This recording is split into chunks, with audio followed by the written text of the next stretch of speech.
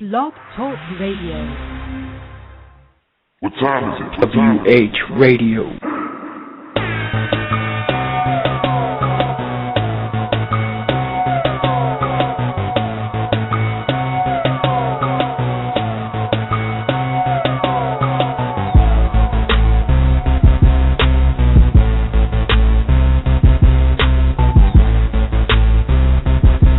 We are the best in the world at what we do.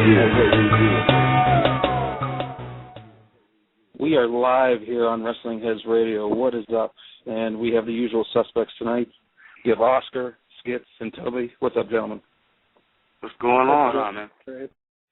This is Chris, and I'm pumped, and basically we all are. And I'm not going to waste any time tonight because we got a special guest, and whose future is brighter than just about anybody in the business. Mr. Kyle O'Reilly. How are you doing tonight, sir? Hey guys, how's it going? Thanks for having me on the show. And I'm going to jump right. I'm going to jump right into it, and I'm going to go back in time a little bit, not that far back, but it was around my first question. It was around 2005. I started hearing a buzz from the Pacific Northwest with the Pacific Cup tournaments and the junior heavyweight title matches. A lot of great talent and big names went through that area. That promotion was called Extreme Canadian Championship Wrestling. My question is, how special does it feel personally to have a successful run, not only in your home country, but so close to where you were trained and brought into the business?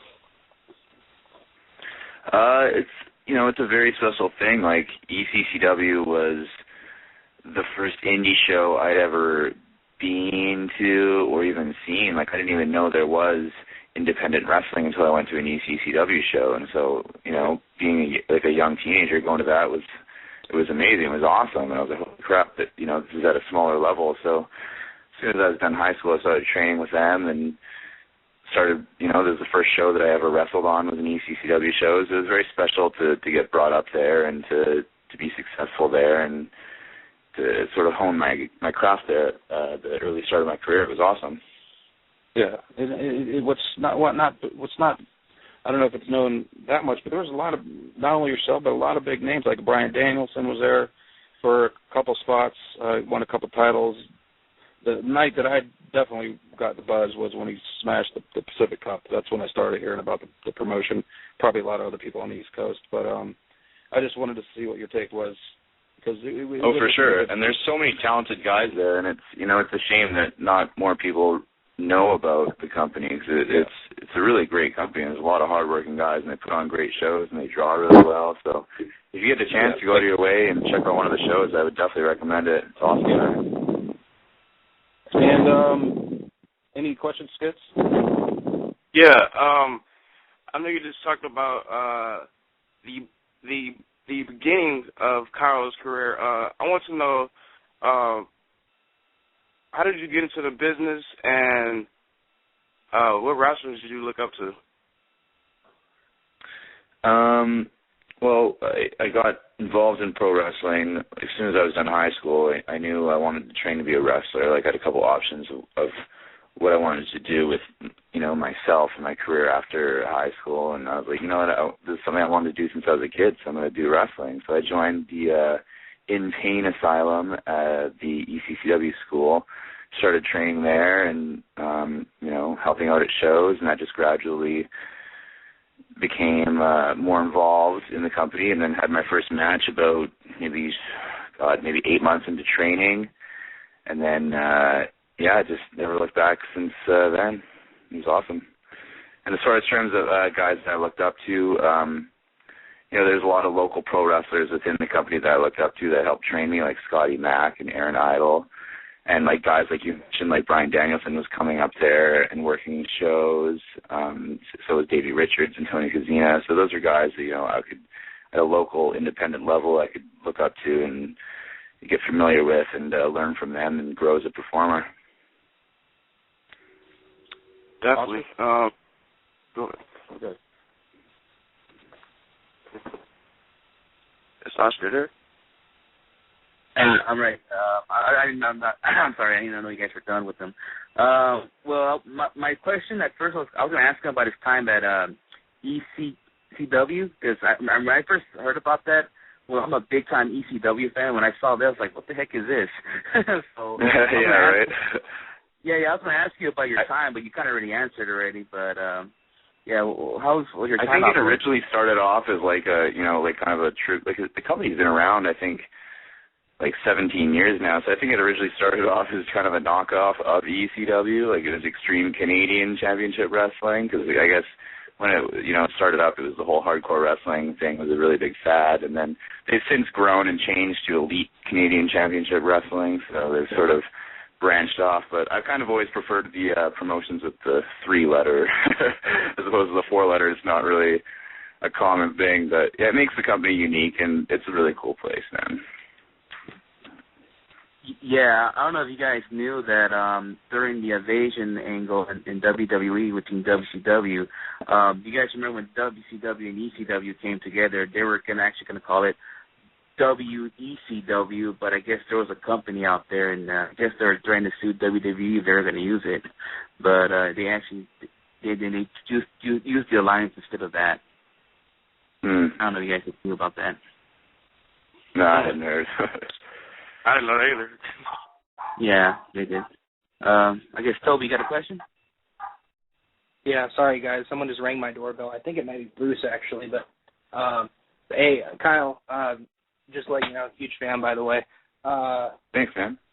Yeah, for sure. I love all the work you've been doing in Pro Wrestling Guerrilla lately. And, yeah, it's freaking awesome. But I just want to start off with this question.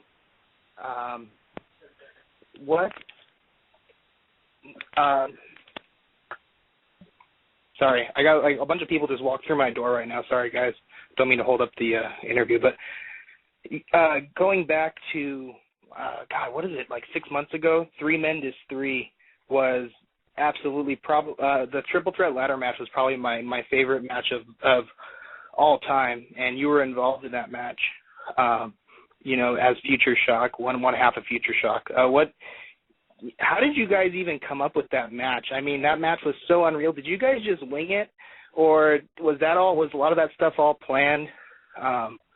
Like with, you get trapped in the ladder and all the crazy stuff you guys did in that match. Sure.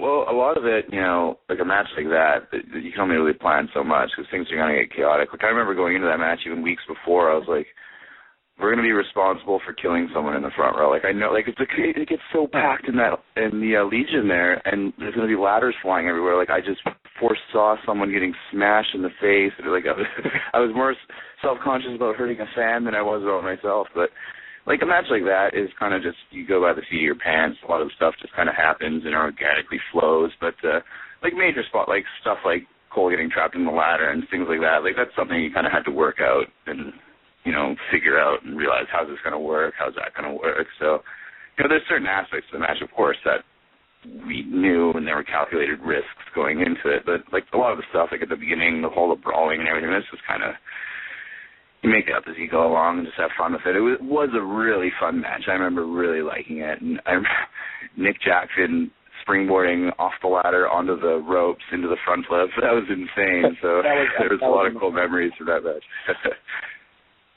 Yeah, there was.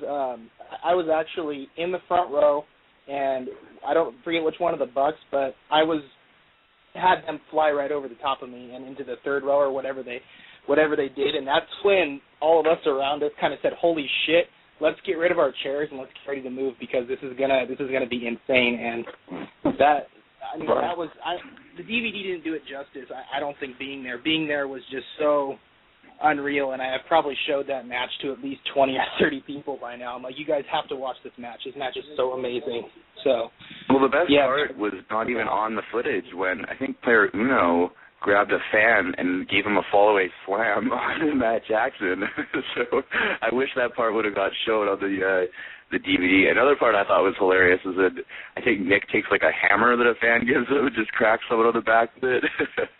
So there's some really funny stuff that happened too. Yeah, it was. It was freaking awesome. Go ahead, guys. You guys got a question? Yeah, sometimes you got to go in survival mode at CWG. Just throw the chair and start running. And I know it's really in the day to bring up like the negative side of pro wrestling, but I want to talk about something that never fails to bring a smile or a huge laugh to me, and that is team sleaze. Where did the idea come from? Where did it originate from? Because, like I said, it never ceases to amaze me, no matter what promotion you guys do it at. But do you recall where you originated from? You're referring to Team Statutory with me dating Joey Ryan? Yeah. That was the night 2 of Battle Los Angeles, right? Yeah.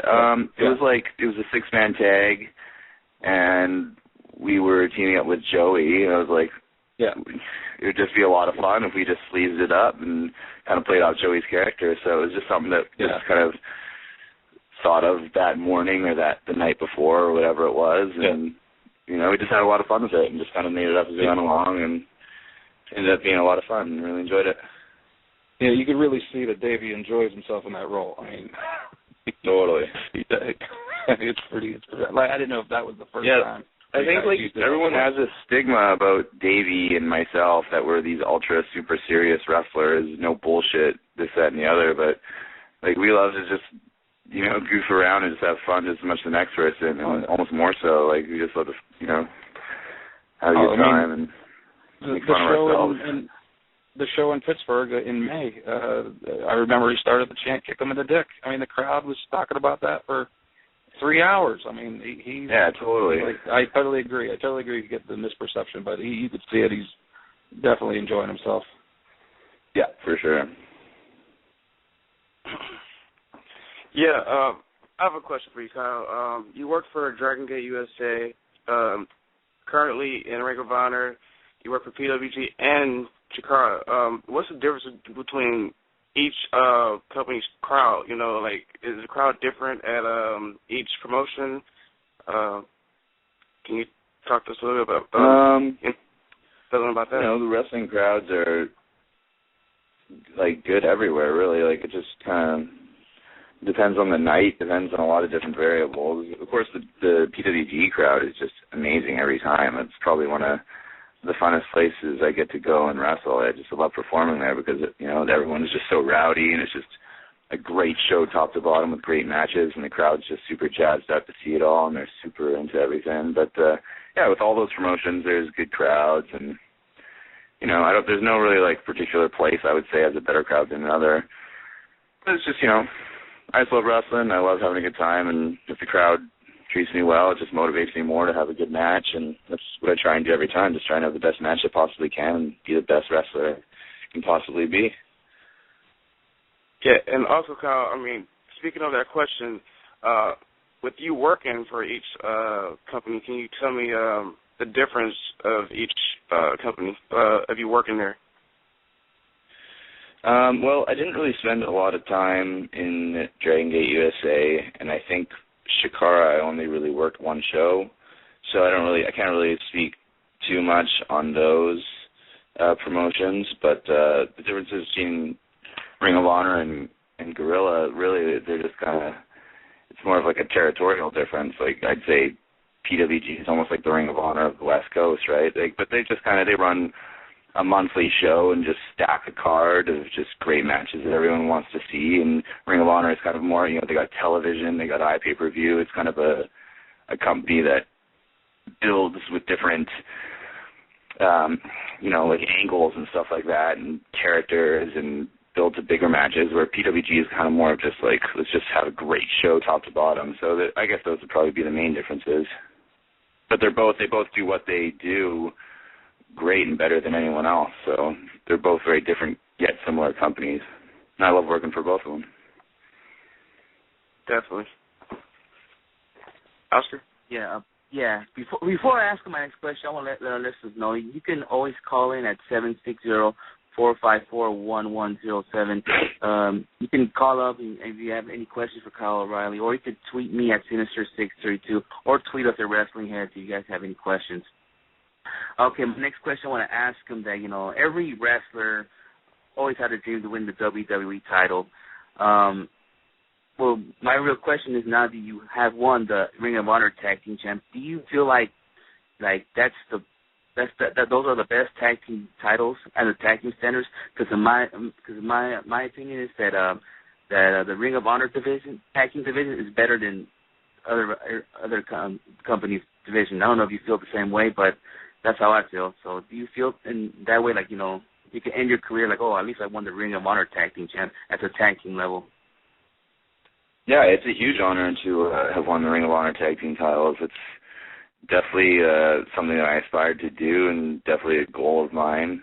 I don't know really whether if one tag division is better than the next. The WWE tag team wrestlers are making a lot more money and on a way bigger stage than Ring of Honor is, so who's to judge what is and what isn't better?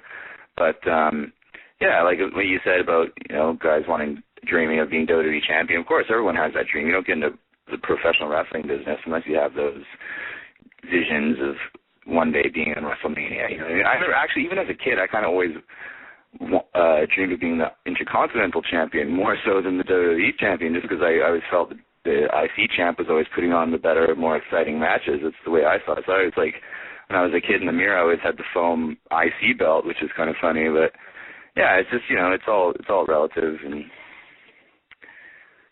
I guess hopefully that answers your question. Yeah, because I just want to make sure, because like I said, I see the last decade, I see the Ring of Honor's tag team division's always been the best of the last decade. And as for a single, of course, everybody wants to win the WWE title, but the tag team standard, I just think in my mind, Ring of Honor tag team champs are the belts. Yeah, I agree. I think Ring of Honor is a tremendous tag team division, and they've always had great tag teams, great tag team matches. So it definitely was a really cool and big deal to be given the trust to be tag team champion, to have that kind of faith in you, and for the company to put that kind of stock into you. So definitely really cool. Yeah. Toby, got a question? I got a comment, and then Hypergirl has a question. But my comment is, Kyle, your dog has more followers than I do. And that's awesome. And here, Hypergirl has a question for you. Well, he kind of stole my question. But my question is regarding your trunk. I noticed that they're a very specific color. Would that happen to do anything with the hockey team you follow? Yeah, I kind of got my color scheme based off the Vancouver Canucks colors. You know, it's been my favorite hockey team for as long as I can remember. I grew up in British Columbia, so they were always my team. So, yeah, I definitely kind of got the idea and the color scheme based off that. So I was like, you know, just looking for different sort of gear ideas. So I kind of followed something in that suit. I'm thinking maybe trying the 90s version of the Canucks colors, where they had that, like, black, yellow, and red logo, and maybe see if I can play with something along those lines. It might be kind of cool. But, yeah, that's cool that you picked up on that and noticed that. Well, yeah, I picked up on it a couple of shows ago, but I wasn't sure until I went through your Twitter pictures. So I just wanted to confirm that I wasn't crazy. Sure. And then my second question for you is, you work with both Roderick Strong and Adam Cole. What do you think are the biggest differences working with the two, and who do you have the most fun with?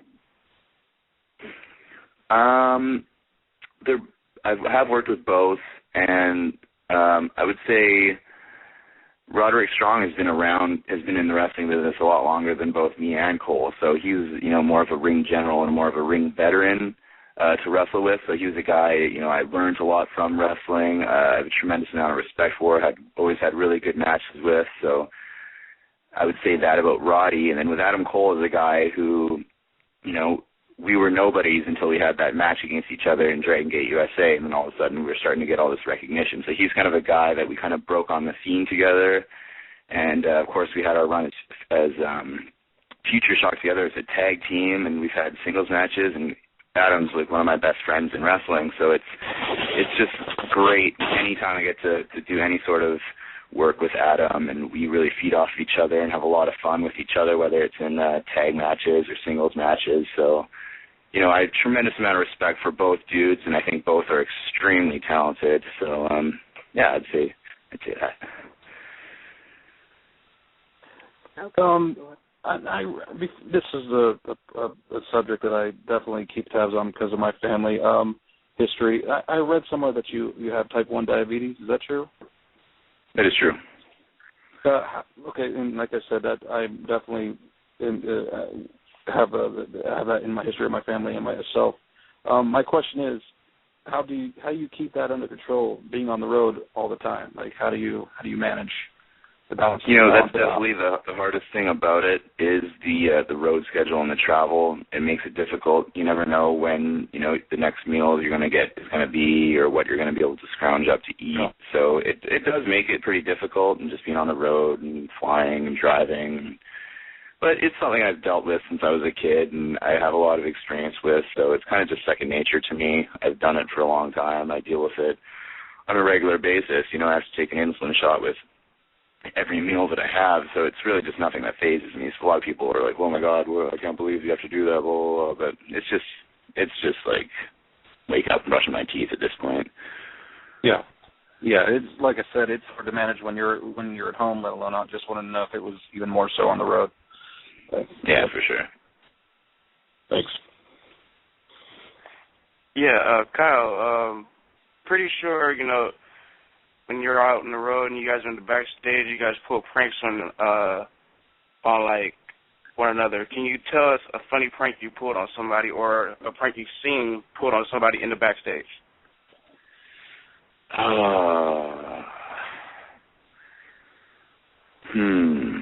Trying to think. Nothing's really coming to me right now. I don't know, man. Like, when we're on the road, we like to, prank call people. Like, even if it's, we find a number off the back of, a bathroom stall, we'll prank call them. Or we'll prank call promoters and, pretend to be Tony and trying to, get them booked, trying to get, take over the book and, trying to get people fired and stuff. It's just goofing around on the road, man, and I don't know, just having fun with it, and it's all in good fun.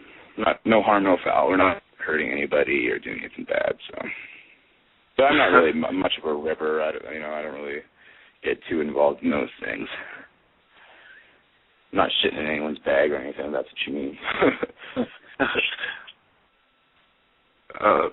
Yeah, the reason why I asked is, I don't know, this is actually the first time I've ever asked someone on the show, and I was like, let me just ask Kyle and see what happens, in the backstage. I'm pretty sure you guys just hang out and joke around and stuff, so I just want to ask.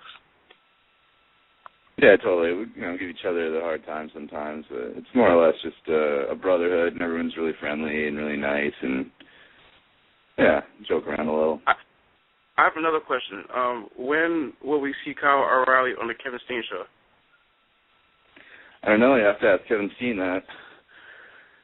Maybe next time I'm out in Charlotte. I think he films it out in Charlotte, so maybe next time we're on a show together out there. Yeah, because I'm definitely looking forward to see what you have to say on the DVD. Yeah, that'd be cool, man. I'm down. Yeah. Go ahead, Oscar. Yeah, usually we have a guest. He always asks this question. Let's just say there's actually a time machine, all right? And if you could bring anybody from the past to have a match with you, from your choosing, who would that be?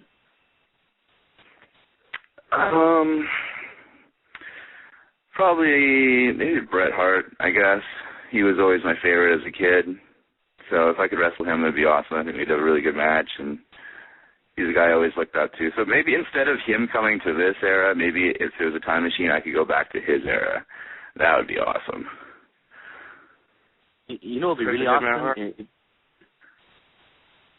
Sorry? But it would be really awesome. No, I'm saying it would be really awesome if you can bring Chris Benoit in a PWG ring. Oh, that would be awesome. Holy shit, that'd be insane.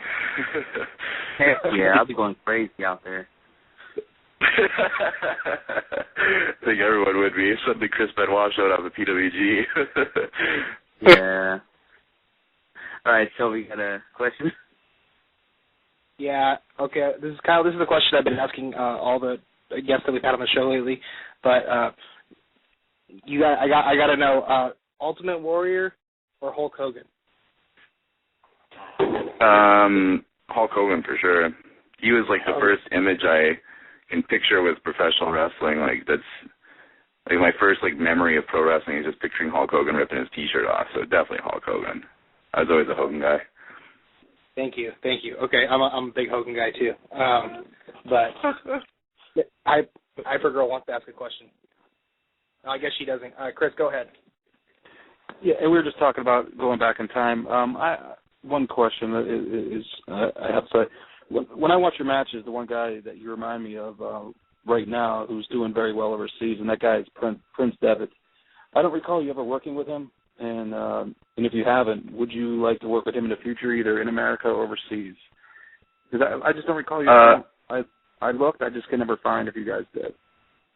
No, I never have worked with them. Yeah, I totally love to work with them here or overseas or, anywhere. Like, I have no problems working with anyone. Just love, more matches, the better, as long as people are into it and there's a lot of focus on it, and if it's built properly, then yeah, I'm totally down. Could you see yourself in the future going even to Japan? Even for more? Oh man, that would be the dream. That would be awesome. That's something I definitely am aspiring to do, and hopefully that opportunity will come my way one day. It'd be great. I just think that it'd be perfect fit. Either together or start a program, or I don't know. How about this? You and Okada. How about that? Yeah, I'd lariat my face off.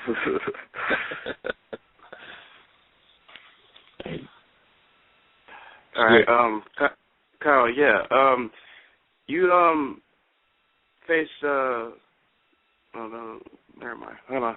I don't want to get my facts wrong, so I'm just gonna go to another question.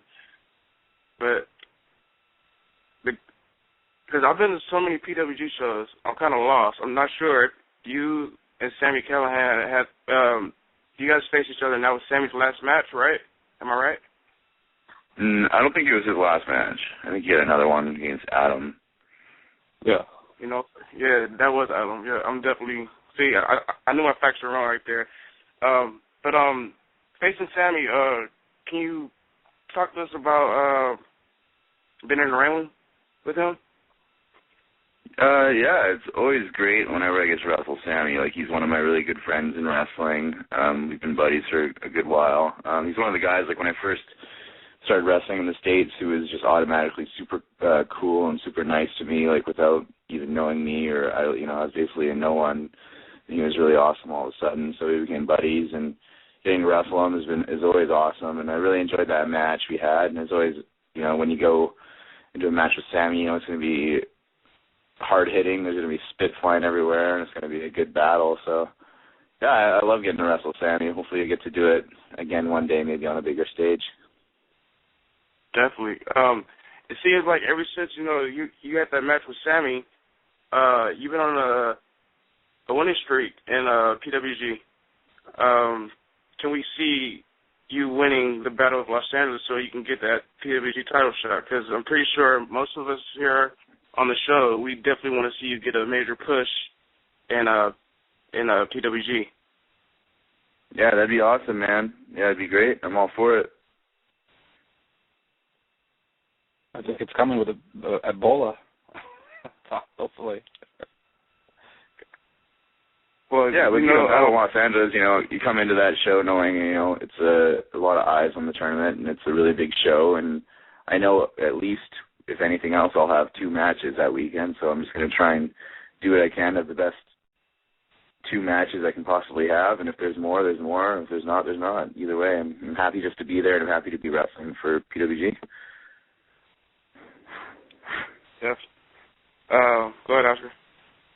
Well, I have 2 questions for him, but before I ask him a question, I'm going to tell him, if you win the strap, I'm going to buy you a drink. I don't know if you drink or not, but I'll buy you a drink. I'm down. All right. One of my questions I want to ask you is that, because Toby referenced Ultimate Warrior and Hulk Hogan, what's your thoughts of the Ultimate Warrior? Looks like he's about to do work again with WWE, and we're all shocked that he's actually doing it. Really? He's coming back? Well, no, he's not he's back. On the new video game. He's in the next video game, and he's doing commercials with them, and he just did an interview on the website. Hey, good for him, man. Nice payday, I'm sure. I think it's cool. Okay. I'm all for it.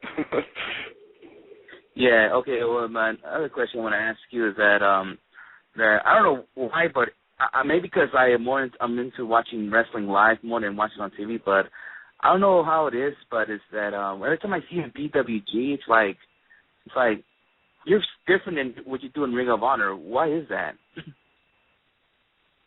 I think with Ring of Honor, I kind of play more so this kind of ultra super serious sort of character, and PWG is kind of just a little more chillaxed, a little more fly by the seat of your pants, just have fun, and I don't know what it is, what makes that happen, but I kind of see what you mean. Yeah. Cause, like I said, I'm more like into live than watching. And I don't know, maybe it's because it's different because I'm actually wishing to see wrestling live instead of watching on TV. And I don't know. It's just that might be it, you know. Like live wrestling is always so much more magical, and the atmosphere is always so much better. Especially at a PWG show, you can't help but get caught up in the atmosphere of the crowd because they bring so much energy to the table. So maybe that's it. Maybe you don't think another thing is that maybe because on Ring of Honor is television, maybe I don't know if they tell you to do things like, or you got like 5 minutes or something like that. I know in PWG it seems like you do anything you want, but I don't know how it is in Ring of Honor. There's definitely a bit more freedom in something in PWG. Yeah.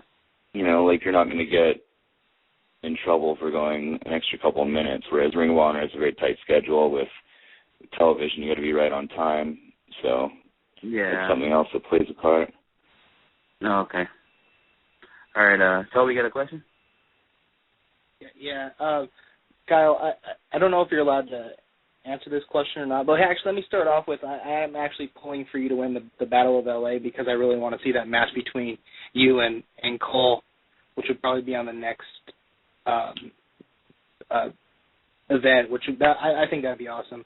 But cool, that's just man. me as a appreciate that. As a fanboy of PWG, I guess. But my question is, I don't know if you're allowed to answer this or not, but what's your favorite promotion to work for? Is it PWG or Ring of Honor or? They both have their peaks, you know. Like one of the coolest things about Ring of Honor is, you know, I get to wrestle in New York City in the Hammerstein Ballroom. Like it's one of the coolest things ever. So like that's just wicked. And like I have a lot of fun in Ring of Honor tagging with Bobby right now. Like it's some of the most fun I've had in wrestling. I'm really loving what we're doing, loving the characters we're portraying. I'm loving the matches. So, you know, it's amazing, having a great time there. But then on the other end, it's, you know, at PWG I'm kind of branching off more as kind of a singles wrestler now there, and I get to come to Los Angeles, sunny LA, and you know, the crowd is just wicked, super fun. Just you get a lot more creative freedom in your matches. You can go have a lot more fun, and it's not as stressful as Ring of Honor, I guess. So they both have their ups and downs, and yeah, you know, I love them both for different reasons, totally. Okay. Go ahead, sir. Oh, sorry. Just real quick, Hypergirl had a question again. My question is, do you have any upcoming match with somebody that you haven't wrestled yet that you're looking forward to?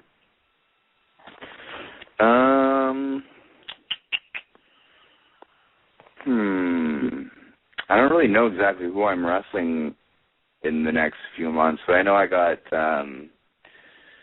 TJ Perkins at the next PWG show, and we've wrestled a couple times before, and I absolutely love getting to wrestle TJ. I think he's just an amazing talent, and he's so good. And, like, he's the kind of guy who I wrestle, and like after I wrestle him, I feel like I've just become a better pro wrestler. So really looking forward to that match. It's going to be a lot of fun.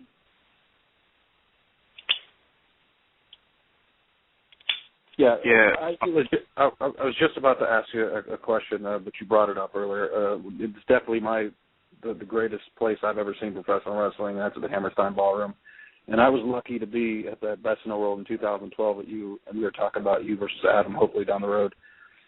Now I have to ask you: did you feel that moment when his lip got busted, that gasp from the crowd? Did you two feel that energy? Like as much as the crowd did, that split second. Oh man, that was something surreal. Oh, absolutely, it was. Yeah, it was a really special moment. We were given a gift with that moment, and you know, it kind of sucks for him, but it turned out for the best. Like at the time, it sucked for him to get split open like that, but it turned out for the best. So it's one of those gifts that you get, rare gifts that you're given in pro wrestling that you just use and you play off and call an audible and you just make it work. Yeah, you saw the adrenaline. Definitely with you, even with the promo at the in the main event. I mean, you could see it was still in you. I mean, that I had to ask that because, like I said, we felt that we got goosebumps, but we couldn't imagine what you guys were feeling. I mean, that was one of the genuine moments that I've seen a lot of shows. That was one of the most genuine moments, you know, real craziness that I've ever seen at that moment. Yeah, it was a cool moment for sure. Mm-hmm. Yeah, I remember after, like, the adrenaline was just flowing. Like, I don't think I even slept that night. Like, I was just, like, I felt like I just drank 15 cups of coffee, like, the rest of the evening. It was... Even Kevin Kelly's call, I mean, with the close-up on the teeth, everything was just perfect. It was one of the moments that not only did it come across live, it came across on TV. And yeah, it was just, for sure. And Kevin Kelly's call was just awesome. And Nigel as well, but... It was just awesome. Yeah, they definitely made it, totally. Yeah, Kyle, I want to talk about one moment that I'm not going to lie, I super marked out. When you turned heel on Davey Richards, when you and Bobby Fish basically formed your tag team, how was that moment, you know, you knowing that you're about to turn heel on one of your good friends, and, man, I actually was watching a promo the other day. Can you go back to that moment and talk to us about that? Yeah, it was one of those things, I knew eventually was going to have to happen. Like, when do people ever stay friends in pro wrestling? Someone's always going to turn on the other, you know what I mean? Just the way it is. But, yeah, I knew it was eventually going to happen, and the build for the angle, like, I was really excited for it, and I knew the turn was going to be able to make for some good matches. We're going to get to wrestle together a lot more. So I was excited for it, and I was really excited for the team and the forming of the team with Bobby Fish. So yeah, it was cool, man. It's always cool getting to do stuff with your friends, you know. Yeah, I have another question. Do you like playing the face character or the heel character better? Like, which is more fun or which is easier for you? I feel like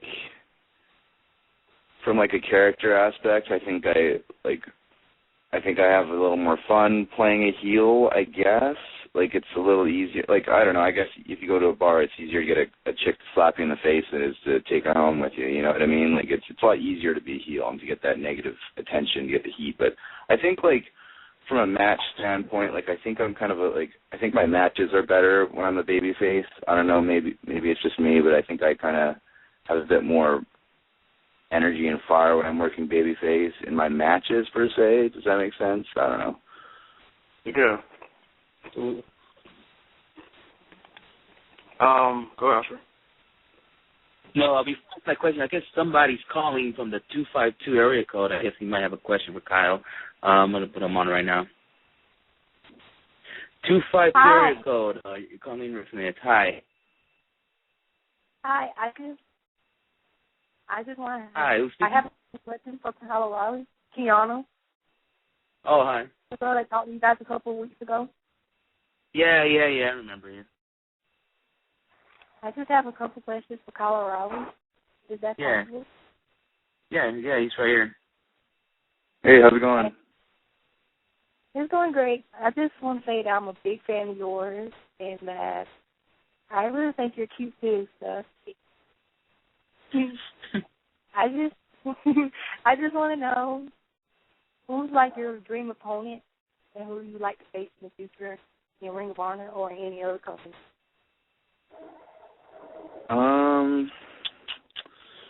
Dream opponent.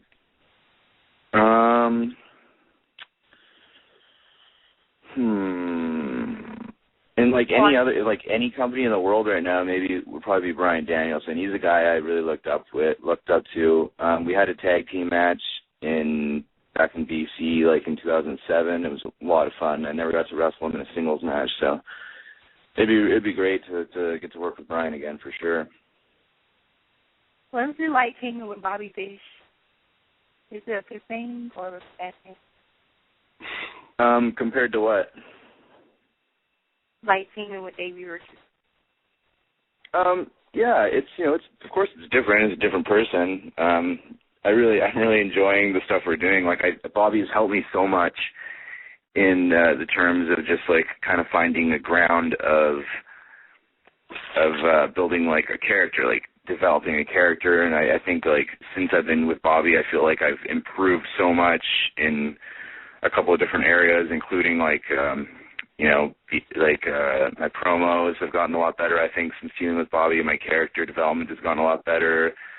It's awesome. I like what we're doing with the kind of douchebag heel MMA type gimmick that we're doing. So it's a lot of fun. I really enjoy it, and Bobby's a really good friend of mine. So it's awesome getting to do the thing we're doing. It's almost like they shouldn't be paying me because I'm having so much fun with it. And one more question. Do you sorry to cut you off, but this is going to have to be the last question. I'm sorry about that, but it's going to have to be the last question. It's okay. Okay, go ahead. Do you see yourself being the Ring of Honor World Champion or Ring of Honor Television Champion in the future? Yeah, absolutely. I would love to one day be a singles champion in Ring of Honor. That's definitely a huge goal of mine, and something I hope to aspire to become. So yeah, thanks for your questions and thanks for the support. Anytime. Yeah, thanks for calling in. Hope you could call again sometime and anytime. You can call in anytime, pretty much. But we're gonna have to move on for right now. All right. Thank you, guys. All right. Thanks for. Thank all you. right. Anytime. Thanks, Kyle. Thank you. All right. I was going to ask you that night at Sami Callihan's last PWG show. I just want to know, did you did anything for him? Did you buy him a drink? You guys party? You can say anything you want. It's not a family show, so. Sammy's last match. I think me and Davey had to catch it. That night, the last show, you mean? Yeah, right after the show, you guys see anything for him? You guys bought him drinks or whatever? I think most everyone went out, but me and Davey had to catch a red-eye flight home, so we, after our match, literally left and went to the airport. So I think I stayed for intermission, and then we had to go catch a flight, so we didn't get to go out with Sammy after that night, but normally, after, a show, we will go hang out and have a good time together. Everybody's cool. All right, then. Toby, you got a question?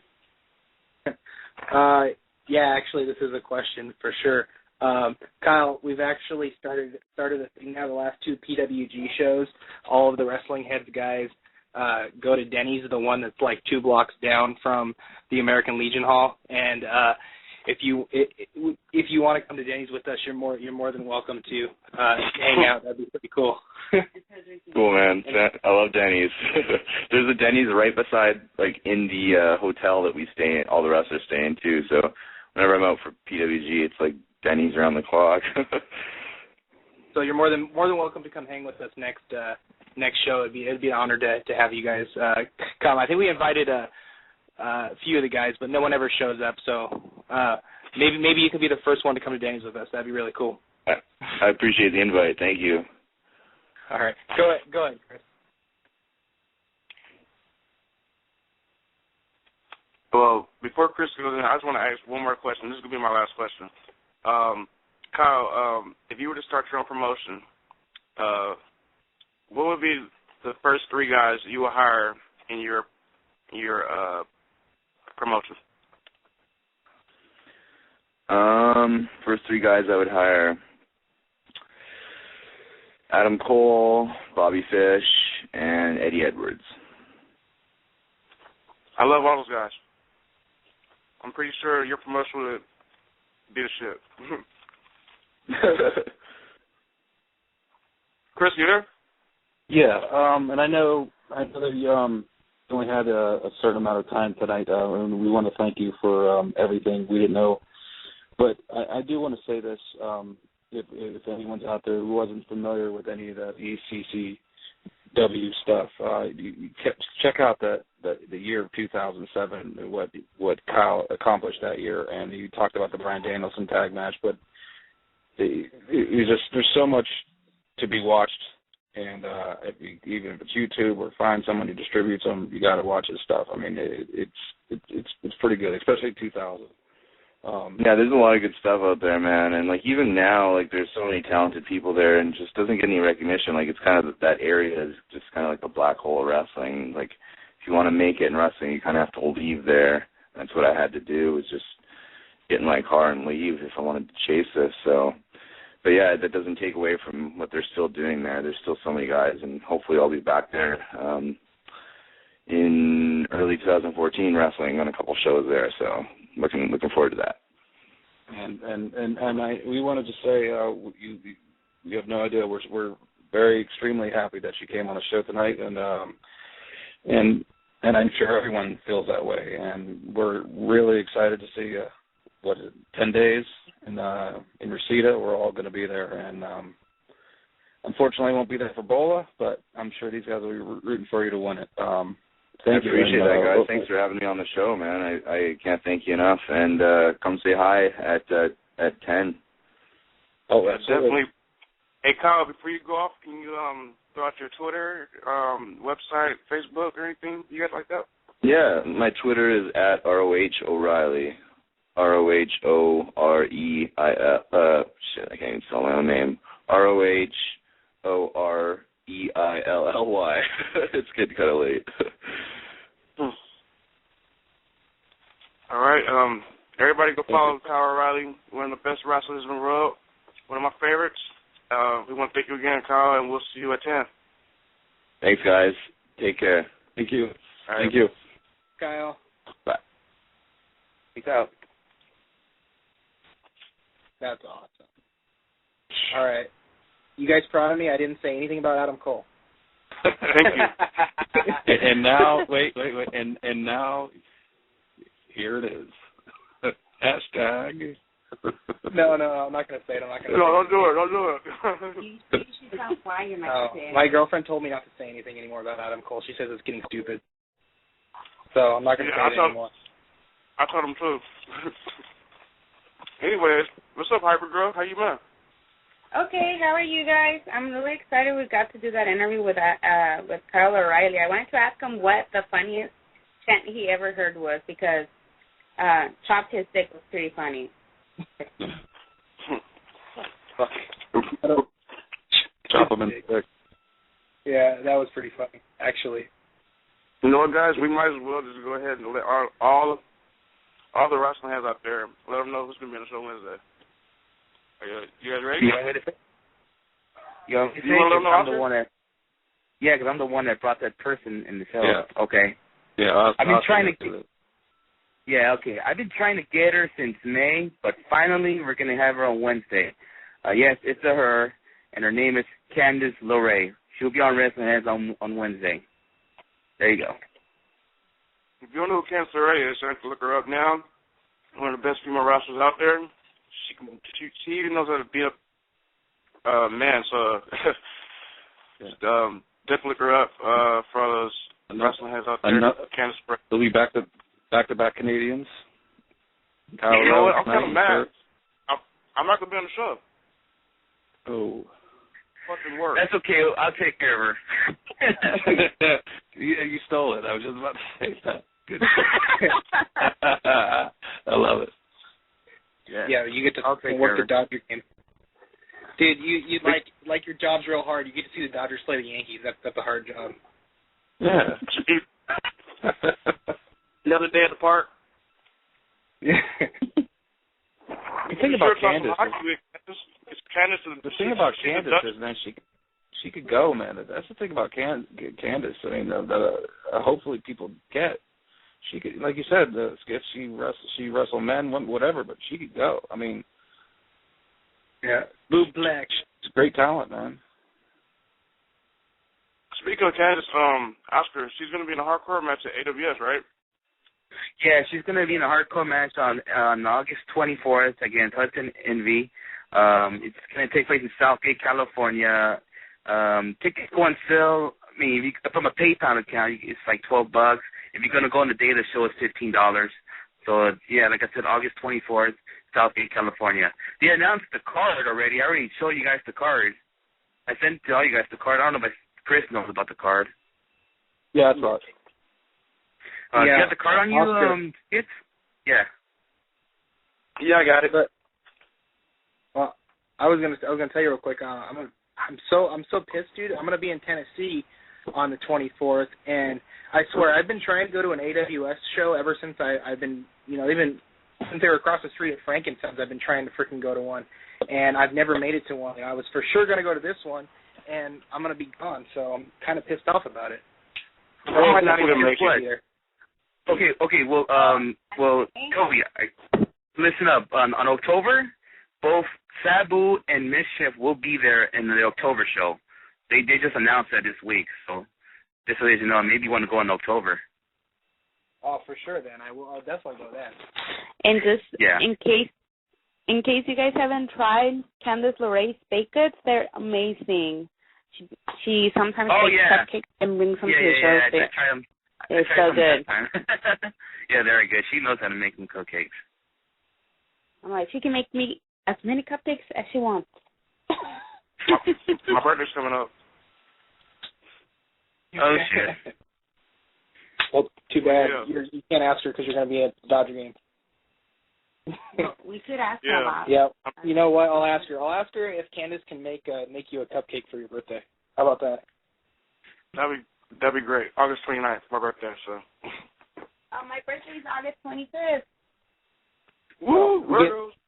Have Candace make 2 cupcakes, I guess then. August, baby.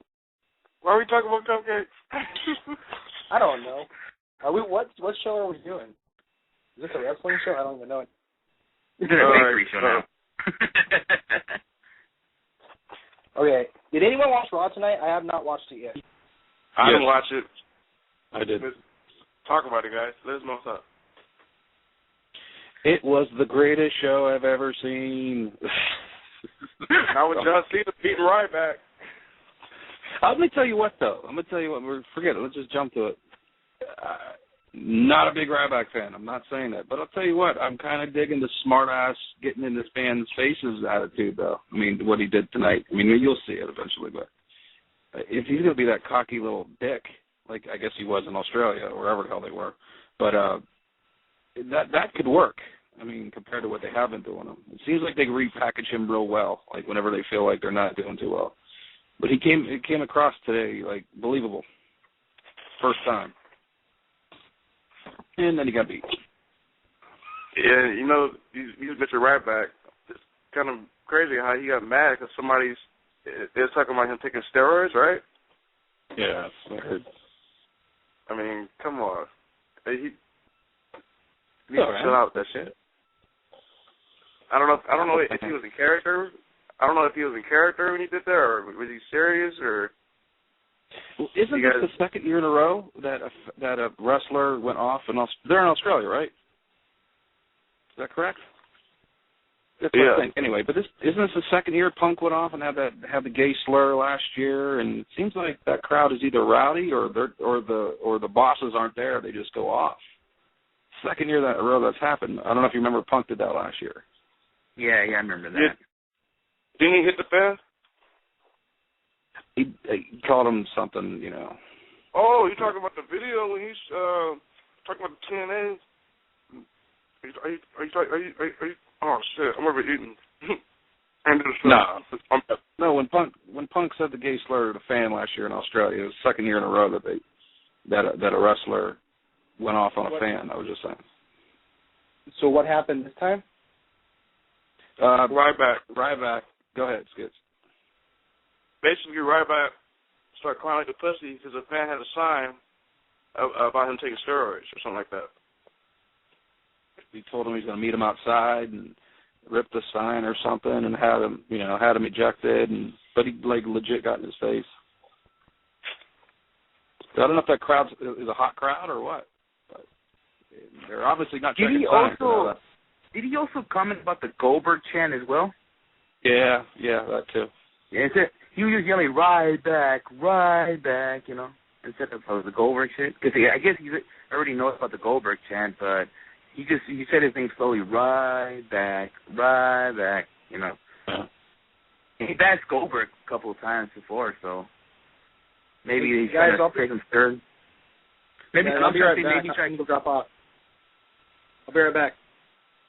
Okay.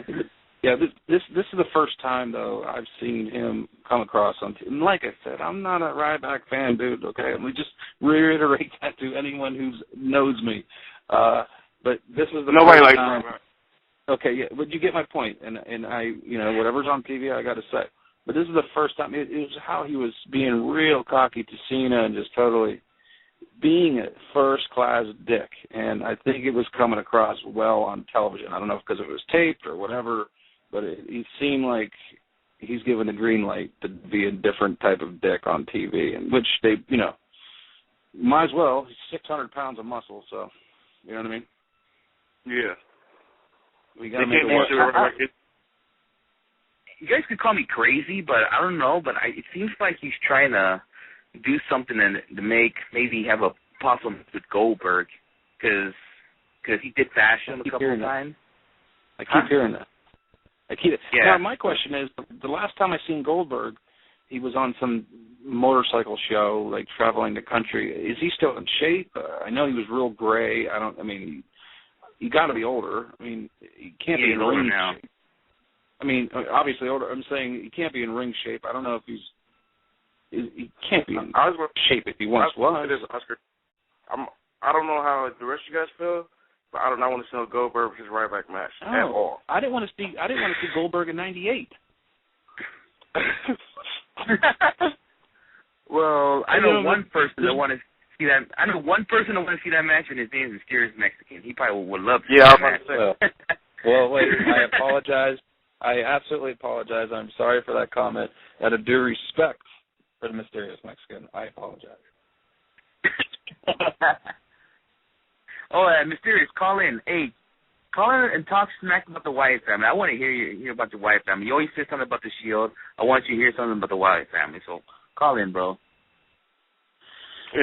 Did you watch Raw, Oscar, or what? Yeah, I watched it, and I just totally forgot it was taped instead of it was being live. The next two, I think. Oh, the next two? Is it next week as well? I don't know. I'm not sure. I think next week I know SmackDown is. SmackDown's taped, I think. I want to say next week will be live. Okay, hopefully. But I'll tell you what. The one thing that we never talk about SmackDown. The one thing that was awesome, and I remember we talked about this weeks ago when we were predicting who's going to win Money in the Bank, and Sandow was brought up by a couple of people. What they're doing right now with him and Cody Rhodes, I knew they were going to do that comedic aspect with Sandow. I don't know if you guys saw Rhodes throw it into the water, into the lake, and Sandow went diving in for it, and he couldn't swim. That was so obvious that they were going to. It really did. Another thing that came across on TV was pretty funny, but you knew that they were going to do the comedic aspect with Sandow. If they don't, then they're dropping the ball because it's funny shit. Can't swim.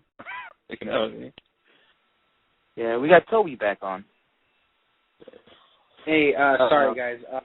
I had a missed call from this number 3 times today, and I had no idea who it was, and so I just wanted to call the person back because I've been applying for jobs and stuff, and I didn't want to miss. I don't know who would be calling me at 9:30 at night, but yeah, pretty much. But I think Bruce just got to my house actually. Bruce, it's Bruce. Yeah. It's Bruce. Hey, here he is, Bruce. Bruce, say hi. Howdy. What up, Bruce? You miss Colorado? What's going on? Yeah, we're gonna step outside, guys. Go ahead, continue the conversation. Go for it. No, I think Skitz was gonna say. I think Skitz was gonna say Bruce. He missed Kyle O'Reilly. What I wanted to ask Al, I forgot to ask him. I don't know if do you guys watch Ring of Honor TV at all? I don't get to watch. We don't get to watch out here. The only time we get to watch it is when they have like an iPad review or something going on like that. Or, since they switched it up, since they're not doing iPad reviews anymore, but it seems like the shows that they do are going to be quickly put on television. I think next week the tag match will be on TV.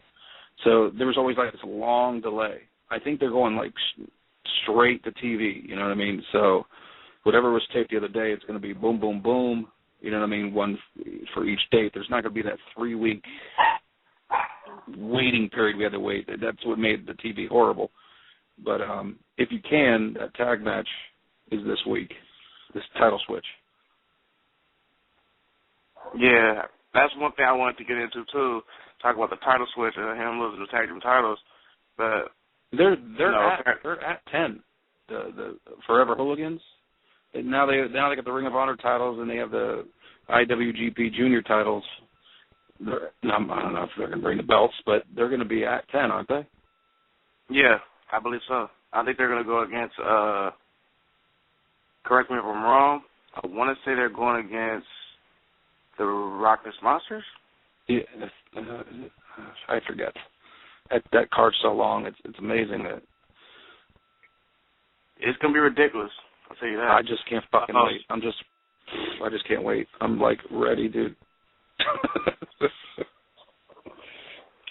I'm ready. So, tell me what happened with the White family. You want to do this, Chris? Yeah, what's it called? Kane, Bryan, Daniel Bryan had a match, and Daniel Bryan got the victory, and Kane chokeslammed Daniel Bryan, and did the pissed off Kane thing. Then they did that when the Wyatt family debuted. You know how they lit the candle and said we're here, blew it out. The same old thing. They came down the ramp again, and Bray Wyatt sat down, they jumped him, boom, boom, boom, boom. And then Bray Wyatt came in this time and did the, kiss you goodbye or whatever move on him. It's a pretty sick move, and they put Kane down. I don't know if they're trying to tease to get him to join the faction or they're just busting his chops. You know what I mean? I don't know what they're doing. But basically they just jumped him again. But that would be crazy if Kane did join the Wyatt family. Just imagine that. The two things is that he jumped Daniel Bryan. So I don't know if they are leaning to that, but what would be probably cool if somehow he joins them removing the mask, you know what I mean? So I don't know if they'll add that. You know what I mean? 'Cause he's not a cute guy. I can see that, too. I can see... He's not a cute man, so he could fit in. I can see Kane wearing, like, some overalls or like, some shit, with his bald head, I can see that. He's not a looker, so he'd fit in. I think he would have been more... Go ahead. I think it'll work more if Kane was how he was back in the Attitude Era, where he used to never talk. And if he joined the Wyatt family, I think that would have been more better. I hope it doesn't take away from Harper and Rowan as a team, because I'd like to see them get a little push for a tag team title. Obviously not against the Shield. I don't want to see them at all, because hopefully the Shield lose the tag belts and maybe Seth Rollins get a singles push, maybe. But I'd like to see them two, the Wyatts, possibly get a tag team. Speaking of the tag team division, the Usos, I was giving them love, 1 week, and the next, the week of the pre-match at Money in the Bank. And I talked to Ryan earlier. Ryan tells marking out. I said, what the fuck? Why would I mark out for the Usos? Not saying that the Usos are terrible, but this because you don't really have anyone else to mark out for. You really don't have anyone to get behind on the tag division. Yeah, like the thing is what I have to say about the Usos, like I'm kind of sick of the Shield Usos feud. It shouldn't end now. I wouldn't even care if the fucking Shield. They were having good matches, though. I mean, they were having good matches. I mean, I don't know about adding Mark Henry to the mix. I mean, it seemed the match they had, the dark match at the last pay-per-view. That was it was a pretty good match. I mean, if they would have kept going that direction, I'd be for it. But I'm just not digging the whole Dean Ambrose involved in it with Mark Henry. At least make them two go at it. I'd like to see Ambrose and Henry, not the 6-man. I want to say this, like, would you guys like to see somehow, I want maybe like a heel versus heel tag team match? Just let the Wyatt family and the Shield go at it down? Not yet. That's busting a nut too quick, man. Can't do that. You can't do that. There's nothing going on in the tag team division, and I know Kobe talked about it, and he said Kobe said he loves. Who you putting Kobe over? said that. Huh? What did Kobe say? If you had the choice, who you putting over? Between the Shield and the Wyatt family? Yeah, who you putting over? That means the other one goes Wyatt down. Family over. I'm putting the Wyatt family over. You're going to put the Shield down already. You'd have to establish the Wyatts more because of the fact that there's so much more of the internet community behind the indie darlings of the Shield that the Shield don't need the rub. The Shield don't need the extra push on top of the push they've already been given. But to share it, that would be wise. That way, if they ever, like the Shield or the Wyatts ever break up, then the Wyatts are looked and seen. Like, for example, Harper is going to be seen as a legitimate singles competitor when he does singles matches, only because the Wyatts beat the Shield whenever that feud finally does come to fruition, which I think a lot of people are kind of waiting for. I'll tell you what, like you just said, Luke Harper is the hidden dude in that group. I mean, Bray Wyatt's awesome, but if you watch that dude, he's a big cat and he moves, man. He's a workhorse. I know Oscar's a big NXT watcher. That dude goes. I mean, and he's big, and he's imposing, you know, he's the hidden gem on there. Obviously, everyone's looking at Bray, but he is, man. He took Sheamus to the limit on NXT. That was pretty impressive. He did. I just don't see you wasting, because you got to put someone on the ground. If Shield Wyatt family, I think you could build it up down the road. Just keep building it, and because there's so much these two teams could offer story-wise somewhere else. Then down the road you do it, but speaking of the one of them's going to lose heat. I mean, speaking of the Shield, I love all 3 members of the Shield, but ever since they Roman Reigns and Seth Rollins has been having heat on them in the backstage. Like, the Shield's not getting no love no more. They're fighting fucking jobbers and shit. I thought Seth Rollins tonight looked awesome. What? I thought he looked great again. I said they're wrestling jobbers, but Mark Henry. Wait. Don't Mark Henry's a jobber? No. I said don't put Mark Henry in it. The fucking Usos, let's keep it real. They're a tag team. They're a fucking jobbing tag team, like, you can't really get excited about the Usos winning the tag team titles. Well, I'm sorry to put you down, Skip, but I think they're going to win it soon because due to the backstage incidents they're having with the Shield, and what I saw today on Raw, like the 2 matches I thought was going to happen in SummerSlam, they end up on Raw, I kind of see Shield losing the belts either SummerSlam or at Night of Champions, because I don't think the Shield's going to have the belts too long. Now, Oscar, don't you think it would be beneficial, Oscar? You got Kofi Kingston coming back. I mean, wouldn't it be some crazy matches if you do make them lose the Shield to the Usos or whatever, a fluke or whatever, but to get like Seth Rollins out there in singles matches with a Kofi and get that IC title in a Van Dam. Can you imagine Seth Rollins Van Dam? Get that IC title back up on its feet. You know what I mean? Yeah. And where it belongs. I know Curtis Axel has it, or the whatever title, but maybe in the Shield. I don't know about making the Shield lose to the Wyatt family. I don't know, but you could build another team up like the Usos, have them win the titles without losing any ground. It's one of those weird things in wrestling. But I just think Seth Rollins needs to be out in singles competition right now. He's another one. I know he's good. He can do singles. I mean, if they're going to break up the Shield, he has to go face because he's better off as a face anyway. But right now, down the road, yeah. But right now, I don't know. I don't know for right now. But like I said, there's 2 matches that happened on Raw that I thought was going to happen in SummerSlam. First, that 6-man tag, I thought that would be a SummerSlam match. but it looks like it's going to go probably Shield against Usos again, and maybe Dean Ambrose against Mark Henry.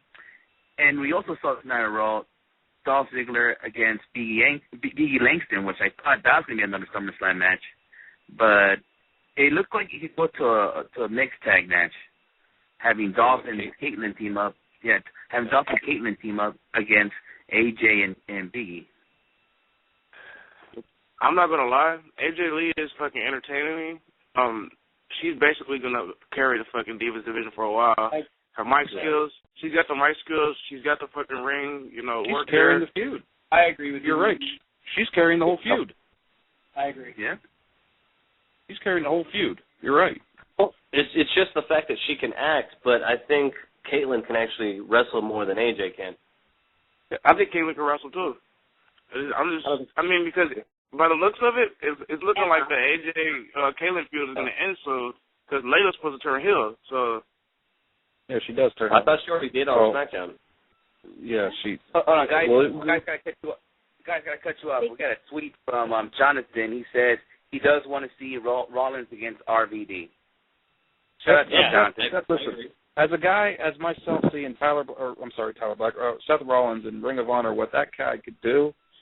I don't know if you guys are familiar with what he did back then, but him and RVD, or even with a Kofi, talk about stealing a show. I mean, he's the guy, man. And like you said, turn him face down the road, the chicks will love him. I mean, he's going to be the money guy when he turns face. They're already on. Yeah, I mean, the chicks love, they pay too. They're young.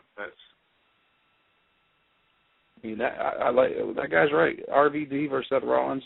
If you build it right and don't have it a dark match on. Speaking of RVD, he doesn't have a feud yet. He's been back no feud.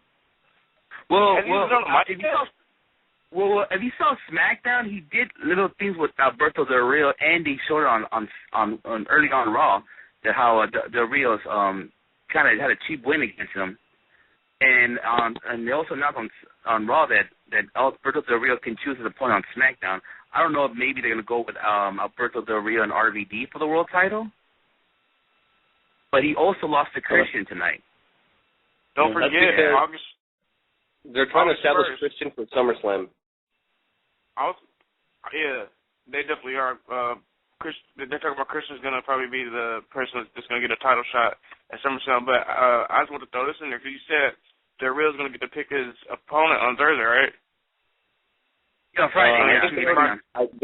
I think they already did on the last SmackDown, and I think Christian won number one contendership. Yeah. Yeah. And so I didn't read the spoilers, so I don't know about that. That's what sucks about this. We're in the taped limbo world right now. It's like it's so weird. They taped so many shows in 2 days. It's like we're in the Twilight Zone right now. What's weird is that I wonder how quick they're going to take the belt off Del Rio since he has broken ribs. So it could be Christian at SummerSlam winning the belt and giving Christian one last run.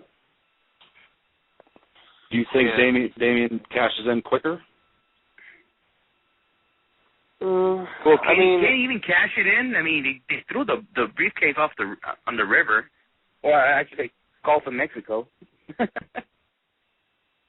Well, they'll probably resolve that at SummerSlam, right? They'll probably resolve that somehow. Either way, I think Del Rio's losing the belt at SummerSlam, whether it be through Christian or through Money in the Bank. I would not be surprised, Bruce, because to what Ricardo Rodriguez did, if they do that, I kind of feel like they're making they're punishing Del Rio for that as well, because I kind of see it that when in the past when you're involved with somebody, when somebody screws up, the other person pays the price too. So I will not be surprised that happens. What about this? What about if they, like you said, have Del Rio lose? What about if Ricardo Rodriguez comes back that night and does the jump and jumps Del Rio or something? Ricardo's active on August 1st. Yeah, so what if they make him turn on Del Rio? I mean, they, like you said, like Kyle O'Reilly said earlier tonight, friends always turn on you, you know. Yeah, but I just think that would be dumb because you just turn Del Rio heel and then you have Rodriguez turning on you. You're going to make him a face already? So what, a 1 month heel run? Let me tell you this, Oscar. His face was was horrible. I was going to say his face run was horrible. I forgot he was a face. So, and the thing about Ricardo, he's a wrestler. You could probably make him work now. I mean, he's trying to lose weight for something. You know? Yeah. This would be the perfect time to get rid of the World Heavyweight Championship. That's just my opinion. You don't even need the fucking title. It's just I don't even know why they're even running two big championships. Yeah. There should be one champion. Yeah, I agree with that. I agree totally. The only way if they're gonna have these two is have two different but two different shows like they used to do back in the day.